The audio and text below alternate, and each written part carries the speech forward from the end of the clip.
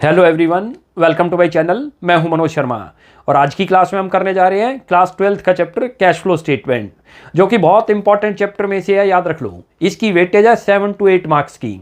6 marks का तो full flash question आएगा और 1 मार्कर के 2 क्वेश्चन आ सकते हैं। और मोस्टली स्टूडेंट को डर लगता है कि कैश फ्लो स्टेटमेंट बहुत टफ है, लेकिन देखो आज इसको बहुत ईजी वे में आपको सिखाने की कोशिश करता हूँ। पहले तो मीनिंग समझते हैं कि कैश फ्लो स्टेटमेंट किसको बोलते हैं। देखो, जो चैप्टर का नाम ही है कैश फ्लो स्टेटमेंट, इसी के अंदर अपने आप छुपा हुआ है कि कैश का फ्लो चलना। स्टेटमेंट बोलते हैं जिससे आपको कोई इंफॉर्मेशन मिले, और कैश का मीनिंग कैश हो गया, और फ्लो का मतलब हमें फ्लो चेक करते हैं ऐसा स्टेटमेंट जिससे आपको कैश के फ्लो का पता चलता है कि ड्यूरिंग द ईयर में आपको इनफ्लो हुआ या आउटफ्लो हुआ। ये चीज समझ आई? अच्छा, कौन से स्टैंडर्ड के थ्रू बनता है? AS3 के थ्रू बनता है, अकाउंटिंग स्टैंडर्ड 3 के अंदर, यानी कि किसी ना किसी रूल रेगुलेशन के थ्रू बनेगा। नंबर दो मेथड है कैश फ्लो स्टेटमेंट बनाने के, एक है इनडायरेक्ट मेथड और एक है डायरेक्ट मेथड। हमारे सिलेबस में इनडायरेक्ट मेथड है। दोनों मेथड में डिफरेंस क्या है वो भी आपको बता देता हूं। जो डायरेक्ट मेथड है वो थोड़ा लेंदी मेथड है, और जो इनडायरेक्ट मेथड है वो इजी मेथड है और शॉर्टकट वे है। बनना वही है, उससे दोनों से ही हमें क्या पता चलता है? फ्लो पता चलता है। मोस्टली आजकल जो कंपनी प्रिपेयर करती है, सारी कंपनी इनडायरेक्ट मेथड से फॉलो करती हैं। अगला क्वेश्चन सुनो, जो आपने कैश बुक 11th में पढ़ी थी, कैश बुक की समरी है, याद रख लो, कैश फ्लो स्टेटमेंट। जो कैश बुक बनती है जनरली मंथली बेसिस पर बनती है। कैश बुक जो है किसी सिस्टम से नहीं बनती। कैश बुक की 2 साइड है, रिसीप्ट और पेमेंट। तो आप ये भी तो कहोगे कैश फ्लो स्टेटमेंट भी तो ये हुआ, लेकिन अभी मैंने आपको बताया ये AS3 के थ्रू बनता है, यानी कि ये किसी रूल रेगुलेशन के थ्रू बनता है। जो जो उस रूल रेगुलेशन में लिखे हैं उन स्टेप को हमें फॉलो करना है कि पहले आपको किसको लिखना है, सेकंड किसको। जबकि कैश बुक में हम ऐसा नहीं लिखते। कैश बुक में जितनी रिसिप्ट आई वो डेबिट साइड लिख दी, जितनी पेमेंट आई क्रेडिट साइड लिख दी। जो कैश बुक की समरी है, यानी कि कैश बुक तो 12 आपने बना ली पूरे साल में, मंथली बनाओगे तो कितनी बार बनानी पड़ेगी? 12 टाइम्स। और विदाउट सिस्टमेटिक वे में बनती है कैश बुक।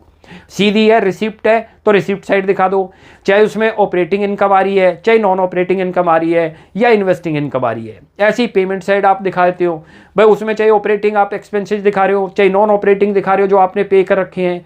ऐसे ही जो 12 की 12 आपकी कैश बुक बनी, वो तो बहुत लेंदी हो गई उसको रीड करना। जैसे हमने इंग्लिश में देखते हैं ना, बहुत बड़ा चैप्टर है तो उसकी समरी दे रखी है, जो समरी पढ़ लें तो हमें चैप्टर समझ आ जाएगा। तो बेसिकली क्या है cash flow statement? Cash book की समरी है जो सिस्टमेटिक वे में बनती है। कैश बुक तो बहुत बड़ी हो जाएगी, उससे एनालिसिस करना टफ है, इसलिए हमने कैश फ्लो स्टेटमेंट बनाया। अब कैसे बनता है, इसको 3 पार्ट में डिवाइड कर रखा है। एक पार्ट है ऑपरेटिंग एक्टिविटी जो आपने सुना होगा, दूसरा नंबर है इन्वेस्टिंग एक्टिविटी, और तीसरा है आपका फाइनेंसिंग एक्टिविटी। ऑपरेटिंग में क्या क्या आइटम आएंगी, इन्वेस्टिंग में क्या क्या आइटम आएंगी, फाइनेंसिंग में क्या क्या आएंगी, तीनों को देख लेते हैं। देखो, तीनों पूरा क्वेश्चन आ जाए तो आपको तीनों एक्टिविटी बनानी होगी, और वो जो है उसी को बोलते हैं कैश फ्लो स्टेटमेंट। लेकिन जनरली क्वेश्चन में क्या है आजकल जो आ रही है, वो या तो ऑपरेटिंग एक्टिविटी पूछता है, या इन्वेस्टिंग पूछता है, या फाइनेंसिंग पूछता है। तो तीनों को एक एक स्टेप में देखते हैं कि किस में क्या क्या आइटम आनी है। तो ये चीज पता चल गई, अकाउंटिंग स्टैंडर्ड 3 के थ्रू बनता है और इनडायरेक्ट मेथड से हमने बनाना है। सबसे पहले नंबर पे ऑपरेटिंग एक्टिविटी, नंबर 2 पे इन्वेस्टिंग और फाइनेंसिंग। मैंने तो ये अलग अलग आपके लिए लिखी है, लेकिन आपको एक ही शेप में लिखनी है, वर्टिकल शेप में। जैसे कंपनी की बैलेंस शीट बनती है वर्टिकल शेप में, ऐसी कैश फ्लो स्टेटमेंट वर्टिकल में। अलग अलग इसलिए लिखा हुआ है क्योंकि एक ही जगह आएगा नहीं पूरा। सबसे पहले ऑपरेटिंग एक्टिविटी देखो कैसे बनती है। यहां हेडिंग डाला करो cash flow from operating activity. पहले लिखोगे नेट प्रॉफिट, जो आपको क्वेश्चन में दे रखा होगा। और नेट प्रॉफिट कैसे लिखोगे? Current year minus previous year, ये याद रखोगे, ये यहां लिख दोगे कॉलम में। क्लियर है? इसी में प्लस करते जाओ। आप देखो क्या क्या चीज है। जर्नल रिजर्व आपने लिखना है, जो दे रखा होगा आपको क्वेश्चन में। जर्नल रिजर्व भी current year minus previous year, और ऊपर प्रॉफिट की कंडीशन भी ध्यान रख लो। कई बार करंट ईयर का प्रॉफिट कम है, प्रीवियस ईयर का ज्यादा है, तो लॉस आ जाएगा, यहाँ नेट लॉस लिख दोगे। क्लियर है? या ब्रैकेट का साइन लगा दोगे, प्लस GR लिख दिया। उसके बाद लिखो यहाँ provision for tax, provision for tax, ये लिखो आप यहाँ पर करंट ईयर, याद रख लो, या मेड इसको बोलते हैं। या तो मेड वर्ड आएगा या करंट ईयर दे रखे होंगे दो आपको टैक्स। आपको डिफरेंस नहीं लेना, टैक्स का ध्यान रख लेना बैलेंस शीट से। ये 5 आइटम पहले लिखोगे। यहाँ लिखो प्रपोज डिविडेंड, और प्रपोज डिविडेंड भी कौन सा, मैं अच्छी तरह से लिख देता हूँ, याद रख लो प्रीवियस ईयर। करंट ईयर को कभी नहीं लेंगे, एडजस्टमेंट में गिवन होगा ये। क्यों नहीं लेंगे? लॉजिक भी है। लॉजिक ये है कि जब भी कोई भी कंपनी अपने प्रॉफिट कैलकुलेट करती है वो अप टू 31 मार्च तक करती है, लेकिन डिविडेंड दे पाना उसको उस दिन सेम डेट को, क्योंकि प्रॉफिट 31 मार्च को कैलकुलेट नहीं हो सकते प्रैक्टिकली। 31 मार्च तक तो कैलकुलेट करनी है। उनको कैलकुलेट करने में 15 से 20 दिन लगते हैं हर कंपनी को, किसी किसी कंपनी को तो 1 मंथ भी लगता है। तो प्रॉफिट कब निकलेगा? फाइनेंशियल ईयर तो खत्म हो गया, नेक्स्ट ईयर आ गया। इसीलिए जो लास्ट ईयर का डिविडेंड था हमने कब दिया? करंट ईयर में। जो करंट ईयर का होगा वो कब देंगे हम? नेक्स्ट ईयर में। तो इसलिए करंट को नहीं लेंगे, प्रीवियस को लेंगे। और यदि आपने कोई डिविडेंड पे कर रखा है जिसको इंटरिम डिविडेंड बोलते हैं, वो आपको यहाँ लेना इंटरिम डिविडेंड। चलो जी, और ये कौन सा लेना है याद रख लेना, करंट ईयर। जनरली ये एक ही दिया होगा, लेकिन कभी कभी क्वेश्चन में ये भी कंफ्यूज करने के लिए 2 दे देगा। प्रपोज डिविडेंड 2 दे रखे हैं एडजस्टमेंट में, तो प्रीवियस ईयर को लेना है। और इंटरिम डिविडेंड कभी 2 आ जाए, ध्यान रख लो, तो कौन सा लेना है? Current year. क्यों लेना है? क्योंकि इंटरिम डिविडेंड सेम ईयर में पे करते हैं। अब यहाँ पर इसके अंदर माइनस करते हैं, याद रखो। जो आपको टैक्स रिफंड आ गया, यदि आया है तो माइनस कर दो। ये करने के बाद जो वैल्यू आपकी आएगी, इसको बोलते हैं यहाँ पर net profit before tax and extraordinary item. यहां तक क्लियर हो गया? क्या किया है अभी तक? देखो, पहला स्टेप है, ये वर्किंग में भी कर सकते हो। 5 की 5 आइटम, जनरली 5 ही दिखती हैं। या कभी कभी आपको एक्स्ट्राऑर्डिनरी आ जाए, जैसे loss on fire of goods आपकी हो जाए, तो वो यहाँ पर एक्स्ट्राऑर्डिनरी आइटम आ गई, वो ऐड कर दो। और उससे कोई क्लेम रिसीव्ड हो गया आपको, तो उसको माइनस कर दो। क्लियर हो गया? वरना आपको ज़्यादातर यही दिखेंगी आइटम। ये यहाँ तक तो आपका एक स्टेप हो गया। ये 3 स्टेप में बनता है cash flow statement. Operating activity अपने आप में ही 3 में बनती है। अभी देखते जाओ, एक स्टेप आपको ये करना है, ये तो हर एक को ही कर देगा। उसके बाद अगला स्टेप देखो क्या लिखना है। यहाँ लिखना है एडजस्टमेंट फॉर नॉन कैश और नॉन ऑपरेटिंग आइटम। यहाँ अब इसमें क्या क्या चीज लिखते हैं उनको याद रखना आपने। देखो, इसके अंदर जो आपने लिखना है नोट करते जाओ। एक तो डेप्रीशिएशन आपने लिखना है, डेप्रीशिएशन ऑन फिक्स एसेट। और एमोर्टाइजेशन आपने यदि इंटेंजिबल एसेट्स का करा है, जैसे गुडविल रिटर्न ऑफ, वो यहाँ जाएगा। एमोर्टाइजेशन ऑफ, जैसे कि गुडविल हो जाए आपको, पेटेंट हो जाए, ये यदि दे रखे हैं, ट्रेडमार्क भी हो सकता है, कॉपीराइट भी हो सकता है, इनको इंटेंजिबल एसेट्स बोलते हैं, वो यहाँ आएगा। इसमें तो कोई दिक्कत नहीं भाई। डेप्रीशिएशन दे रखा है, डेप्रीशिएशन लिख दो।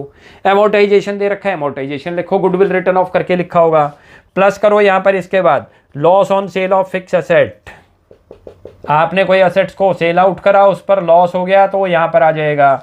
ऐसे ही प्लस करो interest on debenture, bank overdraft. आपको बैंक ओवरड्राफ्ट पर हो या लोन के ऊपर हो, किसी पर भी इंटरेस्ट है, सारे इंटरेस्ट यहीं पर आएंगे, याद रख लो। और कभी कभार यदि आपने कोई शेयर इशू एक्सपेंस पेड कर रखे हैं, तो यहाँ जाएगा शेयर इशू एक्सपेंसेज। ये यदि P&L से रिटर्न ऑफ कर रखे हैं तो, और साथ में अंडरराइटिंग कमीशन। और इसी तरीके से यहाँ पर यदि आपका प्रोविजन फॉर डाउटफुल डेट है, वो भी यहीं आएगा। लिखो increase in provision for doubtful debt. ये और ये चीज़ तो आपने ऐड करनी है इसमें। माइनस देखो क्या चीज़ करनी है, बड़े ध्यान से देखते जाना। आपको यदि कोई गेन हो गया तो लिखो gain on sale of fix asset, fix asset. इसी तरीके से देखो क्या चीज़ माइनस करोगे। यदि आपको कोई इंटरेस्ट आ जाए, रेंट आ जाए, डिविडेंड आ जाए ऑन इन्वेस्टमेंट, वो माइनस कर दो। ये रहा, ये एक ही कॉलम चलता जाएगा, याद रख लेना। उसका भी ऐसे इसी कंटिन्यूएशन में चलेगा। ये तो अलग अलग आपको सिखा रहा हूँ बस। ये यदि आप करते हो और साथ में यहाँ माइनस करना decrease in provision for doubtful debt. बहुत आसान है, बुक के अंदर देखोगे बहुत बड़ा फॉर्मेट हो जाएगा। और अब इसी के अंदर जो वैल्यू ये आई थी आपकी, इसी के अंदर कंटिन्यू करके यहाँ ऐड कर देना, सबको यहाँ निकालना है। और इसको क्या बोलते हैं? Operating profit before working capital changes. ये आपको याद रखना है। यहाँ क्लियर हो गया? ये आपकी याद रख लो। ऑपरेटिंग एक्टिविटी बहुत बड़ी है, इन्वेस्टिंग तो बहुत छोटी है, फाइनेंसिंग भी बहुत छोटी सी है। और जर्नली क्वेश्चन ऑपरेटिंग का जरूर देगा। अब इसमें देखो 2 पार्ट कर चुके हम, एक पार्ट ये हो गया, एक पार्ट ये हो गया। अब एक पार्ट आएगा आपको करंट असेट्स और करंट लायबिलिटी का, फिर हमारी ऑपरेटिंग कंप्लीट हो गई। वो यहाँ लिखते हैं, देखो प्लस करो यहाँ करंट असेट्स यदि आपकी डिक्रीज हो जाए और करंट लायबिलिटी यदि आपकी इंक्रीज हो जाए। माइनस करो यहाँ से करंट असेट्स इंक्रीज हो जाए कभी और करंट लायबिलिटी आपकी डिक्रीज हो जाए। तो ये जो स्टेप आपका आ जाएगा, इसको क्या बोलते हैं? Cash generated from operation. अब ये 3 स्टेप हो चुके हैं, अभी तक नोट करो। एक स्टेप ये कर लिया आपने, एक स्टेप ये हो गया, और एक working capital, current assets, current liability का। अब इसमें से माइनस आपने क्या कर देना? इनकम टैक्स पेड जो आपने लिखा था ऊपर, याद करो। इनकम टैक्स वो हमने मेड लिखा था, ध्यान रख लेना। इसको प्रीवियस ईयर बोलते हैं। वो कौन सा लिया था हमने? करंट ईयर, याद करो। ये पेड है।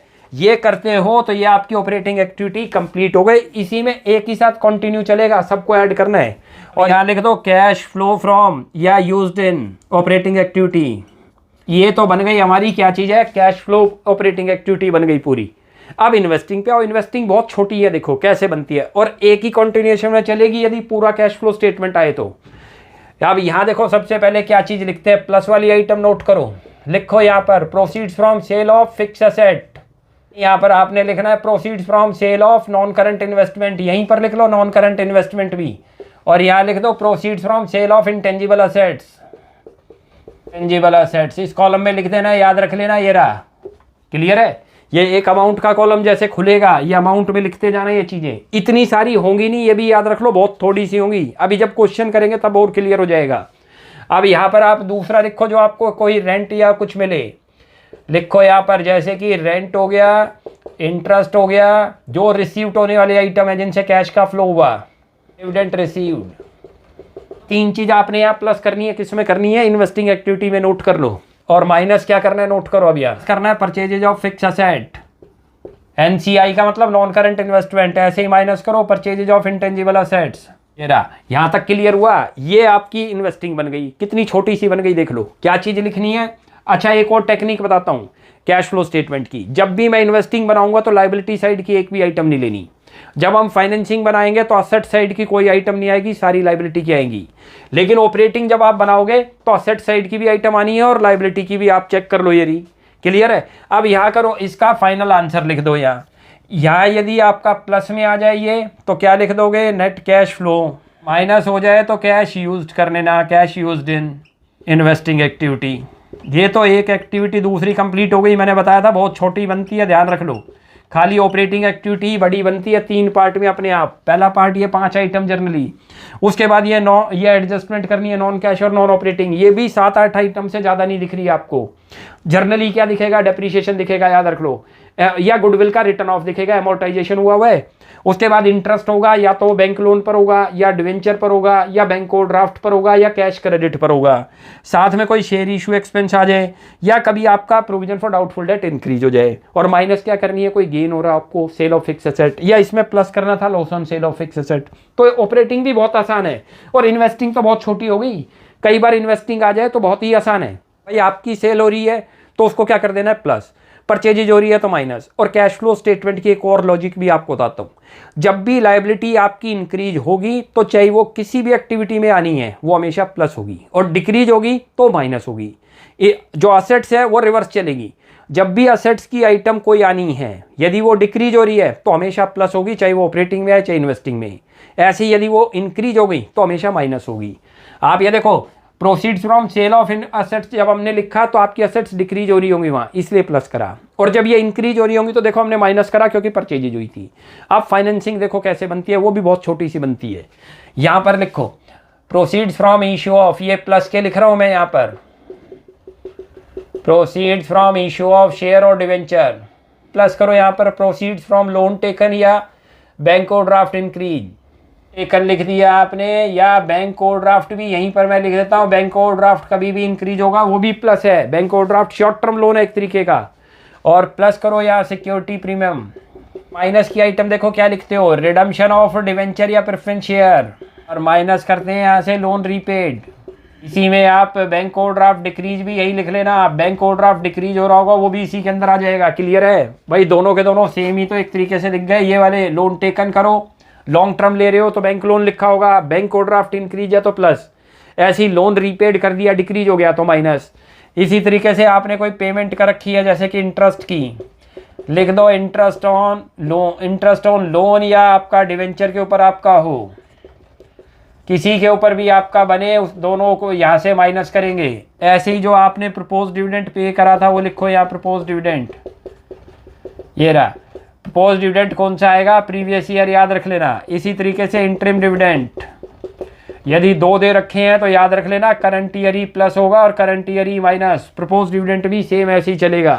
अब ये हमारा कंप्लीट हो गया। देखो ये आपका प्लस में आ गया तो लिख दो यहाँ पर कैश फ्लो फ्रॉम, माइनस में आ जाए तो यूज्ड कर देना, यूज्ड इन फाइनेंसिंग एक्टिविटी।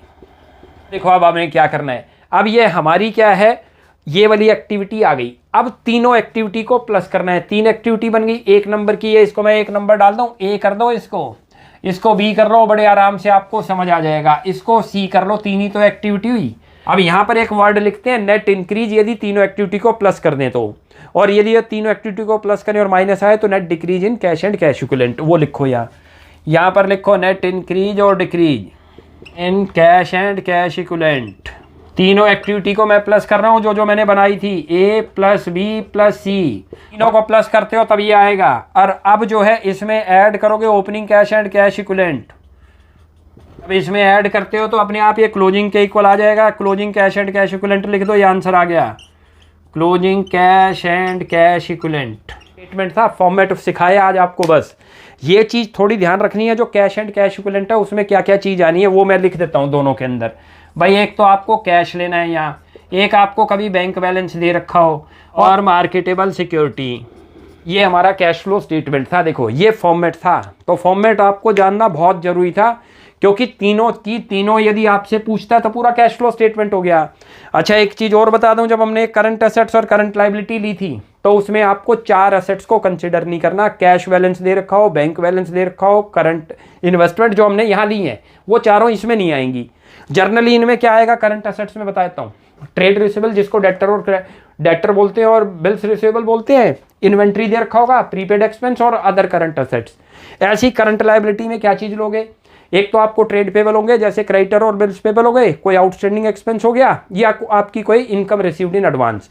यहाँ पर आपको ना तो कैश लेना करंट एसेट्स में, ना बैंक बैलेंस लेना, ना मार्केटेबल सिक्योरिटी, और ना ही आपको करंट इन्वेस्टमेंट लेनी। तो ये हमारा कैश फ्लो स्टेटमेंट था, ये इसका फॉर्मेट था। अब इसका एक क्वेश्चन करते हैं तब आपको और क्लियर हो जाएगा।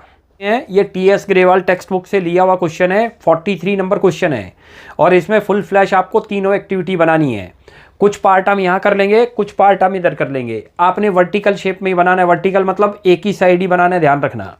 मैं क्वेश्चन रीड करता हूँ, आप ध्यान से देखिए। Following is the balance sheet of fine product limited as at 31 March 2023। Balance sheet हमें दे रखी है। अच्छा बैलेंस शीट में जब आप चेक करोगे, जिनके भी आगे नोट नंबर में नंबर लिखा है, आप वहाँ से आप उस फिगर को नहीं लोगे, नीचे आपको नोट्स टू अकाउंट्स दे रखा है, वहाँ से उसकी डिटेल को लेना है। ऐसे आपको शेयर कैपिटल दे रखी है, शेयर कैपिटल आपकी इंक्रीज हो रही है 23 लाख से 350, फाइनेंसिंग एक्टिविटी का पार्ट है, अभी सिखाया था। रिजर्व एंड सरप्लस के आगे नोट नंबर 1 आ गया, तो नीचे पड़ेंगे जर्नल लेजर और प्रॉफिट एंड लॉस 2 दे रखे हैं। उसके बाद करंट लायबिलिटी में ट्रेड पेबल है, ऑपरेटिंग एक्टिविटी का पार्ट बनता है, वो operating profit before working capital changes वाले पार्ट में आएगा। फिर अदर करंट लायबिलिटी है, ये भी वही है। शॉर्ट टर्म प्रोविजन के आगे नोट नंबर में 2 आ गया, तो नीचे से देखेंगे वो प्रोविजन फॉर टैक्स है। करंट ईयर को ऑपरेटिंग में प्लस करेंगे, प्रीवियस ईयर को माइनस करेंगे। उसके बाद नॉन करंट असेट्स पे आ जाओ, उस पर भी नोट नंबर 1 आ गया, 3 नोट नंबर 3 आ गया। उसमें नीचे दे रखी है जो प्रॉपर्टी प्लांट एंड इक्विपमेंट है, वो 2 हैं, दोनों को यहाँ से लेंगे। इंटेंजिबल असेट्स में आप चेक करोगे राइट ऑफ हो रही है, कैसे पता चला, 50,000 से 40, यानी कि आपकी जो पिछले साल 50,000 की थी गुडविल और अब वो कम हो गई है, तो ये इसको बोलते हैं रिटर्न ऑफ एमोर्टाइजेशन करना, ऑपरेटिंग एक्टिविटी में आएगा। फिर ऐसे ही नॉन करंट इन्वेस्टमेंट है, वो इंक्रीज है तो परचेजेज हुई है, इन्वेस्टिंग एक्टिविटी का पार्ट है। इन्वेंट्री दे रखी है, वो डिक्रीज हुई है, प्लस होगी ऑपरेटिंग एक्टिविटी में। ट्रेड रिसीवेबल आपको दे रखे हैं, वो भी इंक्रीज है, ऑपरेटिंग एक्टिविटी में माइनस क्योंकि इंक्रीज हुए। कैश एंड कैश इक्विवेलेंट तीनों एक्टिविटी को प्लस होने के बाद आना, ध्यान रख लो। अब नोट्स 2 नंबर 1 से स्टार्टिंग करते हैं। सबसे पहले आपको क्या बताया था, क्या लिखना है, ऑपरेटिंग एक्टिविटी की स्टार्टिंग करें, नेट प्रॉफिट से स्टार्टिंग करा करो। यहाँ सबसे पहले हेडिंग डाल दिया करो, cash flow from operating activity. इसके अंदर देखो क्या लिखना है, सबसे पहले आपको नेट प्रॉफिट से स्टार्टिंग करनी है, याद रख लो। और नेट प्रॉफिट अभी आपको बताया था current year minus previous year, कहाँ से लेंगे, जो रिजर्व एंड सरप्लस में दिया होगा। सबसे पहला स्टेप यही है, आप याद रख लो। 6 मार्क्स का क्वेश्चन है ये। जो आपकी इन्वेस्टिंग और फाइनेंसिंग अभी बनाऊंगा उसमें तो ज़्यादातर स्टूडेंट के गलत होने के चांस बनते ही नहीं, और ऑपरेटिंग में थोड़े से बनते हैं, वो भी आज के बाद आपके नहीं कटेंगे। देखो नेट प्रॉफिट यहाँ से लो, देखो नीचे चलो आप नोट्स नंबर में, नोट्स टू अकाउंट्स में, वहाँ प्रॉफिट आपको 18 से 27 दिख रहा है। मैंने आपको यहाँ क्या बताया था, करंट ईयर लिखना है, माइनस क्या करना है, प्रीवियस ईयर 18,000 करोगे। डिटेल का कॉलम खोल लो, पहले उसमें लिखेंगे, ओवरऑल आंसर को दूसरे कॉलम में लिख देंगे। क्लियर है। इसमें क्या चीज़ें बताई थी आपको, अभी 5 चीज़ बताई थी ऐड करनी। कौन कौन सी बताई थी, या इसको मगअप कर लिया करो बार बार। जर्नल रिजर्व लिखना है, प्रोविजन फॉर टैक्स वो भी दे रखा है, प्रपोज डिविडेंड वो भी नीचे एडजस्टमेंट में दे रखा है, और इंटरिम डिविडेंड और टैक्स रिफंड यदि है तो। अब यहाँ पर खाली पहले तो लिखो, यहाँ जर्नल रिजर्व जो दे रखा है आपको, वो भी आपको क्या बताया था, current year minus previous year कितना दे रखा है, चेक करो। जर्नल रिजर्व 30,000 से 20 ये रहा, यानी कि 20 से इंक्रीज हुआ है। ये इंक्रीज होगा तो प्लस करना है, याद रख लो, सीधी सी कॉन्सेप्ट याद रख लो कैश फ्लो स्टेटमेंट की। लायबिलिटी जब भी प्रोविजन फॉर टैक्स, ये आपको प्रोविजन फॉर टैक्स हुआ, जर्नल लेजर हुआ, प्रॉफिट कहाँ दे रखे है, लायबिलिटी साइड। और लायबिलिटी इंक्रीज होगी तो क्या करनी है, प्लस करनी है। लायबिलिटी डिक्रीज है तो माइनस करनी है। असेट्स इसकी रिवर्स होनी है, किसी भी एक्टिविटी में आनी हो। अभी देखते जाओ, ये चीज यहां तक क्लियर हो गई। अब इसमें क्या लिखना था आपको, प्रोविजन फॉर टैक्स मैंने आपको बताया था, लिख दो प्रोविजन फॉर टैक्स। और कौन से वाला लिखना है, करंट ईयर याद रख लेना। करंट ईयर आपको कितना दे रखा है, देखो करंट ईयर कैसे पता चलता है, एक 22 का दे रखा है, एक 23 का दे रखा है। तो 22 वाला प्रीवियस ईयर हुआ और 23 का है वो करंट ईयर हुआ, वो ऐड कर दो यहाँ। इसमें डिफरेंस नहीं लेना, याद रख लो। क्लियर हो गया यहाँ तक? यहाँ तक तो कोई किसी को दिक्कत नहीं है। अब इसके बाद यहाँ प्रपोज डिविडेंड, अभी आपको बताया था 2 डिविडेंड दिए हो सकते हैं, हमेशा कौन सा लेना है, याद रख लो 2 दिए होंगे, प्रीवियस ईयर को लेना है। ये बता रखा है क्यों लेना है, क्योंकि जो पिछले साल का डिविडेंड है वो पिछले साल नहीं पे कर पाए होंगे, वो कब पे करा होगा, इस साल। और जो करंट ईयर का डिविडेंड है वो इस साल नहीं पे कर सकते, वो नेक्स्ट ईयर पे करते हैं, इसलिए करंट को इग्नोर करते हैं। नीचे प्रपोज डिविडेंड पे आओ, एडजस्टमेंट में दे रखे हैं 22 और 23 का, 39,000 और 45। 39,000 प्रीवियस है, लिख लो 39,000। यहाँ तक क्लियर हो गया? अब इसके अंदर और क्या चीज़ आनी थी, याद करो। इंटरिम डिविडेंड है नहीं क्वेश्चन में, और साथ में क्या बताया था, इनकम टैक्स रिफंड, वो भी नहीं है, आएगा ही नहीं। उसके बाद एक्स्ट्रा ऑर्डिनरी आइटम मैंने बताया था बहुत रेयर केस आएगी, आ जाए तो क्या करनी है, जो लॉस हुआ होगा आपको प्लस कर दो, कोई इंश्योरेंस क्लेम रिसीव्ड हो गया तो माइनस। अब इनको ऐड करो, इन चारों को ऐड करो। 4 आइटम दे रखी थी, 9 और 2 कितना हो गया, 11, 20। ये तो आपका बनता है यहाँ 22 कैरी हो गया, 2 और 1 3, 90,000 यहाँ तक बन गया। इसको क्या बोलते हैं, इसको बोलते हैं net profit before tax and extra ordinary item. यहाँ तक समझ? ये एक पार्ट हुआ है ऑपरेटिंग। ऑपरेटिंग 3 पार्ट में आपको बताई थी, अब अगला पार्ट शुरू हो रहा है, याद रख लो। ऐसे याद रख लो, कभी गलती होगी नहीं। और मोस्टली क्वेश्चन जो आ रहा है हर साल, याद रख लो, ऑपरेटिंग एक्टिविटी पूरे चांसेज है बनती है, और ऑपरेटिंग में ही गलत होने के चांस बनते हैं। इन्वेस्टिंग फाइनेंसिंग तो अभी आपको दिखाऊंगा, बहुत आसान है। यहाँ पर अब आप लिखो एडजस्टमेंट फॉर नॉन कैश और नॉन ऑपरेटिंग आइटम। अब इसमें क्या लिखते हैं, अभी आपको बताई थी जर्नली, डेप्रीशिएशन हो, गुडविल रिटर्न ऑफ दे रखी हो, इसके अलावा क्या बता रखा है, कोई इंटरेस्ट दे रखा हो लॉन्ग टर्म लोन के ऊपर, डिवेंचर के ऊपर, बैंक ओवरड्राफ्ट पर, या कोई आपका प्रोविजन फॉर डाउटफुल डेट हो, या loss on sale of fix asset. ढूंढते हैं क्या क्या चीजें हैं। देखो डेप्रीशिएशन दे ही नहीं रखा क्वेश्चन में, डेप्रीशिएशन आ ही नहीं रहा। एमोर्टाइजेशन आ रहा है, गुडविल का रिटर्न ऑफ हो रहा है, कितने का, 10,000। लिखो यहाँ पर गुडविल रिटर्न ऑफ। कैसे पता चला, डिक्रीज हो गई गुडविल रिटर्न ऑफ। और मैंने आपको बताया था जो चीजें असेट साइड की यदि डिक्रीज है तो प्लस होनी है। देखो ये प्लस करते जा रहे हैं सारे हम, ये आपने प्लस के साइन नहीं लगाने हैं लगा दो, नहीं तो प्लस के लगाने की जरूरत नहीं, माइनस के लिए ब्रैकेट का साइन लगा दिया करो बस। उसके बाद आगे चेक करो, इसमें और क्या चीज़ आनी थी। इसमें इंटरेस्ट आना था, इंटरेस्ट कहीं पर दे नहीं रखा। कोई loss on sale of fix assets है, वो नहीं दे रखा। इसके अलावा आपको कोई share issue expense underwriting commission है, वो नहीं है। प्रोविजन फॉर डाउटफुल डेट थे, वो इंक्रीज या डिक्रीज थे, वो नहीं है। ये भी खत्म हो गई। कितनी छोटी सी बन गई, देखते जाओ। ये टोटल आपका क्या बन गया, अब ये जो बन गया 1 लाख रुपये यहाँ तक बन गया। और इसको क्या बोलते हैं, बहुत ध्यान से देख लो, operating profit before working capital changes. तो एक दूसरा पार्ट भी हो गया भाई। अभी तक ऑपरेटिंग ऐसे लग रहा था जैसे बहुत बड़ी है, ऑपरेटिंग 3 पार्ट में अपने आप में ही बनती है। एक पार्ट ये खत्म हो गया था, इसको वर्किंग में भी करके दिखा सकते हो इस पार्ट को, तो डायरेक्ट ये स्टेप आप टॉप पे लिख सकते हो, वरना यहीं कर दो। दूसरा पार्ट आपका क्या बनना था, नॉन कैश और नॉन ऑपरेटिंग आइटम। डेप्रीशिएशन आना था, वो दे ही नहीं रखा। कोई इंटरेस्ट था, वो दे नहीं रखा। कोई loss on sale of fix asset है, वो नहीं है। खाली गुडविल थी, ले लो। और ज्यादातर आपके एग्जाम में भी ऐसा ही आएगा, यहाँ पर 2 या 3 आइटम से ज्यादा नहीं आनी, ध्यान रख लेना। अब क्या चीज लिखनी है, यहाँ करंट एसेट्स और करंट लायबिलिटी का ट्रीटमेंट करूं। यहाँ लिखो करंट एसेट्स यदि आपकी डिक्रीज हो रही है तो लेंगे, और करंट लायबिलिटी आपकी इंक्रीज है तब लेंगे। माइनस करो यहाँ से, करंट एसेट्स यदि कभी इंक्रीज हो जाए तो यहाँ आएगी, और करंट लायबिलिटी डिक्रीज हो जाए तो इस वाले हेडिंग में आएगी। ये तीसरा पार्ट हो रहा है भाई। आप ढूंढो यहाँ से, करंट लायबिलिटी पे चलो, ट्रेड पेबल पे चलो। 35,000 से 53 हो गई, कितने हो गए, 18,000 से इंक्रीज हो गए। और क्या बताया था इंक्रीज, यहाँ लिखते हैं करंट लायबिलिटी का, यहाँ लिख दो ट्रेड पेबल इंक्रीज। कितने बताए, 18,000, लिख दो 18,000। यहाँ तक तो कोई दिक्कत हो ही नहीं रही किसी को।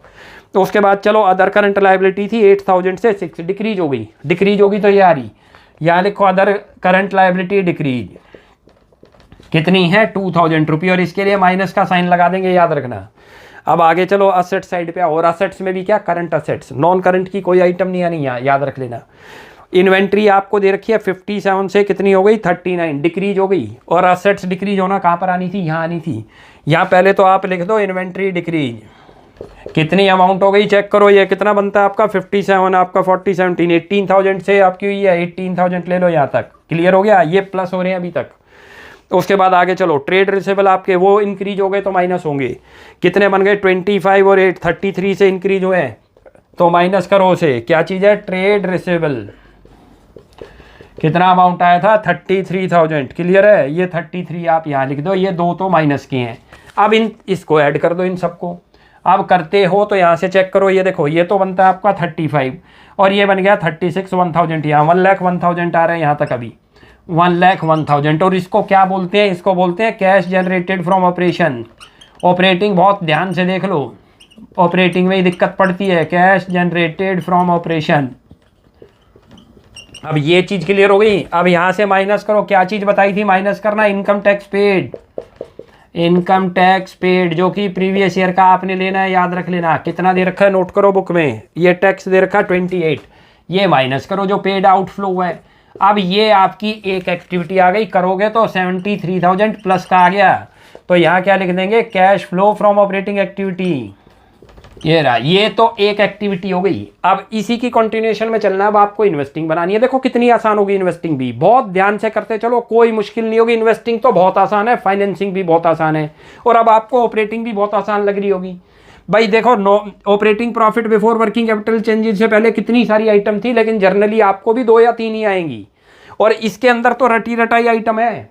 भाई करंट एसेट्स और करंट लायबिलिटी में क्या लेना है, करंट एसेट्स में आपको इन्वेंट्री लेनी है, ट्रेड रिसीवेबल लेना है, प्रीपेड एक्सपेंस लेना है, कोई एक्रूड इनकम। करंट लायबिलिटी में आपको क्या लेना है, ट्रेड पेबल है जिसको क्रेडिटर और बिल्स पेबल बोलते हैं। इसके अलावा आउटस्टैंडिंग एक्सपेंस है, या कोई कमीशन रिसीव्ड इन एडवांस, या कोई ऐसी इनकम एडवांस आ जाए वो लेनी है बस। अब यहाँ चलो, यहाँ पर लिखो सबसे पहले हेडिंग डाल दो cash flow from investing activity. चलो जी, अब इसमें क्या लेना है देखो। अब अभी तक आप ऑपरेटिंग में दोनों साइडें चेक कर रहे थे, असेट्स और लायबिलिटी। याद रख लो, जब भी इन्वेस्टिंग बनाओगे किसी साइड मत देखना, खाली असेट साइड देखना। और असेट साइड के अंदर आप चलो देखो, सबसे पहले असेट्स में लिखा है प्रॉपर्टी प्लांट एंड इक्विपमेंट, जिसपे नंबर 3 लिखा है, तो नीचे से लेना है। लैंड एंड बिल्डिंग की बात करो, 1,10,000 से क्या हो रही है, डिक्रीज। और मैंने बताया था असेट्स डिक्रीज है तो प्लस होनी है, इंक्रीज होनी है तो माइनस होनी है। ये क्यों करते हैं, लॉजिक भी समझ लिया करो। आपके घर में ही असेट्स इंक्रीज हो रही है तो कैश का आउटफ्लो हो रहा होगा। आपके घर में असेट्स डिक्रीज हो रही है तो आपने कोई बेच दी होगी, सेल आउट करी होगी, कैश का इनफ्लो हुआ होगा। इनफ्लो होगा तो प्लस करते हैं, आउटफ्लो है तो माइनस। अब ये देखो, डिक्रीज हुई है तो आपने सेल कर दी तो माइनस होगी, प्लस होगी तो प्लस लिखो। कितना बन जाएगा 53,000। यहाँ लिखो proceeds from sale of land and building, कितना बताया 53,000, ये ले लो। क्लियर हो गया, ये तो प्लस का साइन है। भाई ये ध्यान रखने हैं बस, आपने इसी कंटिन्यूएशन में चलना है। अगला चलो, प्लांट एंड मशीनरी आपकी इंक्रीज हो गई 1,01,000 से, माइनस करो।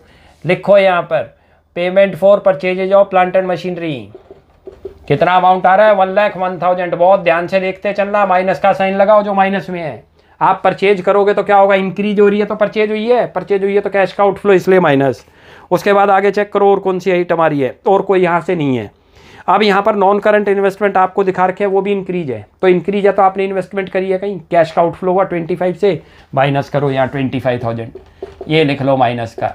और यहाँ लिख दो payment for purchases of non current investment. यहाँ तक क्लियर है। अब इसका टोटल कर लो, ये बन गया 126 आपका।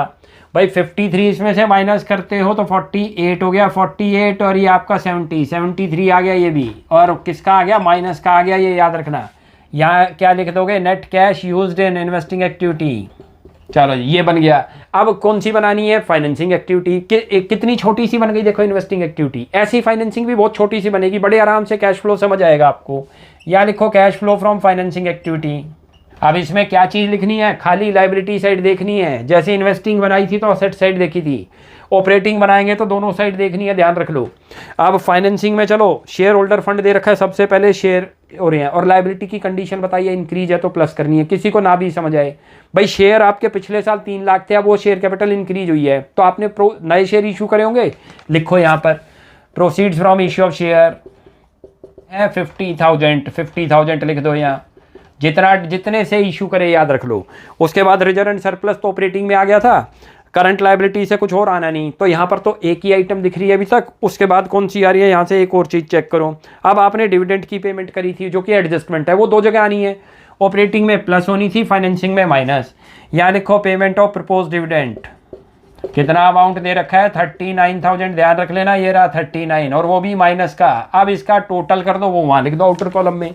भाई 50 प्लस के 39 माइनस के तो 11,000 आ गए, लिख दो 11,000। और इसको क्या लिख दें, cash flow from financing activity. अब क्या करना था, आपको बताया